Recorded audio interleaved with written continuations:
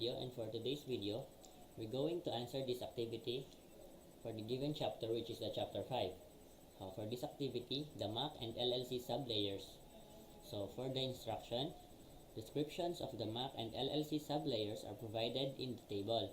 Click in the MAC or LLC fields to match the description to the correct sublayer. So let's proceed to this activity. Alright, let's start.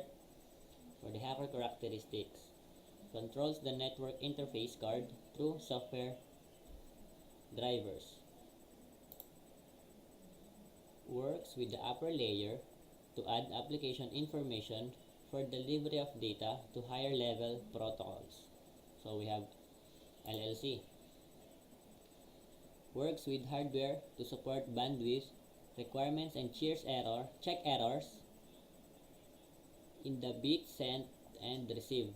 So we have the MAC. Controls access to the media through signaling and physical media standards requirements. We have MAC. Supports Ethernet technology by using CSMA CD or CSMA/CA. So for this one, we have the MAC remains relatively independent of physical equipment. We have the LLC. So that's it for this activity. We can kindly check this one if our answer is correct. Okay, we answered this correctly, so let's proceed to the next activity.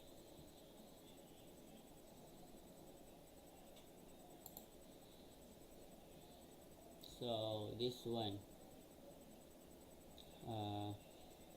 the activity says identify Ethernet frame field names. So for the instructions, drag the 802.3 Ethernet frame field name to its description. So for the choices, we have the 802.2 header and data, we have the frame check sequence, we have the type, start of frame delimiter, destination address, preamble, and source address. So let's proceed. It uses pad to increase this frame field to at least 64 bytes. So we have this one,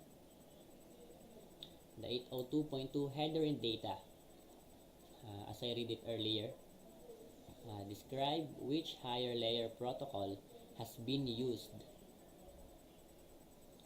So describe, we have the type, the frame originating NIC or interface MAC address. So MAC address, we have the source address. Assist a host in determining if the frame received is addressed to it. We have the address to it, the frame received. We have the destination address. When notifies destination to get ready for a new frame, it is the preamble. Synchronizes sending and receiving device for frame delivery. It is the start of frame delimiter. And the text error, we have the frame check sequence, obviously. So let's check our answer if we got it right. We got it all right, and yes, we successfully answered this one for this figure 1. Now we can proceed to this figure 2. So identify Ethernet frame field name, same. So for the instruction, drag the internet frame field name to its correct location to the given diagram. So this one, the IEEE, the IEEE 802.3 Ethernet frame field. So for the 7 bytes,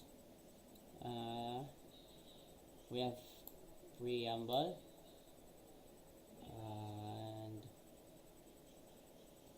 from the 1 byte, we have the start frame delimiter. Now we have the 6 bytes for the destination address. For 6 bytes, we have source address. 2 bytes for the length. For the 46 to 1500 bytes, we have the 802.2 header, and for the 4 bytes, we have the frame check sequence. check our answer if we guess it right. And yes, we have it right.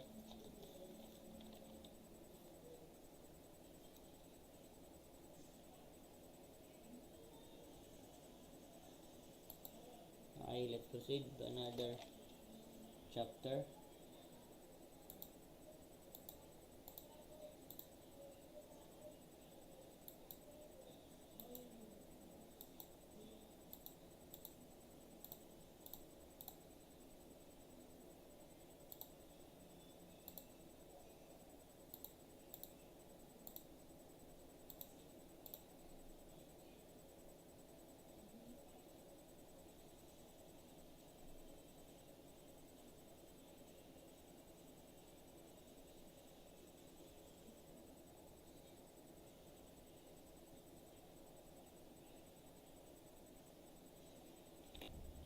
So okay, let's proceed. Uh, so for this activity, we have the frame forwarding method. So for the instructions, descriptions of which frame forwarding methods are provided in the table. Click in the store and forward or cut through fields to match the methods to the descriptions. So we have the store and forward, we have the cut through. So just choose one of these or the description. So we have buffer, excuse me, buffer frames until the full frame has been received by the switch. We have the store and forward. Check the frame for error before releasing it out of its switch ports. Its full frame was not received. The switch discards it. So we have the store and forward.